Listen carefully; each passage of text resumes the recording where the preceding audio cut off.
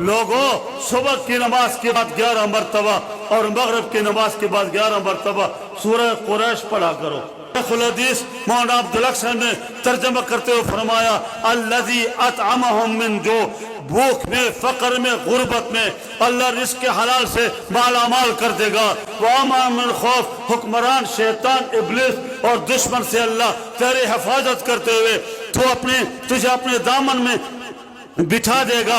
ایک شرط ہے فَلْيَعْبُدُوا رَبَّ هَذَا الْبَيْتِ، نماز کی پابندی کرو، جماعت نہ چھوٹے، تکبیر اولیٰ نہ ٹوٹے، دنیا میں تیرا گھر اس وظیفے کی برکت سے امن کا گہوارہ اور جنت کا نمونہ بن جائے گا۔ حدیث مولانا عبدالحق فرماتے تھے یہ سارا جامعہ دارالعلوم حقانیہ اور 3 مرتبہ پارلیمنٹ میں علماء کی قیادت سیادت اور جامعہ حقانیہ کے تعمیرات، اور اس سال دور حدیث میں 1585 طلبہ عالم ہوں گے، دستار بندی ہوگی۔ فرمایا یہ ساری برکت سورہ قریش کی ہے۔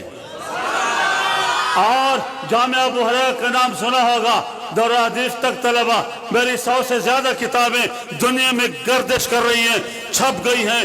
یہ اب شرح مسلم پہ کام شروع ہے، 18 جلدیں چھپ گئی۔ یہ میں ان سے سن کر اجازت لے کر جامعہ ابو ہریرہ القاسم اکیڈمی اور میری ساری تصنیفات سورہ قریش کی برکت ہے۔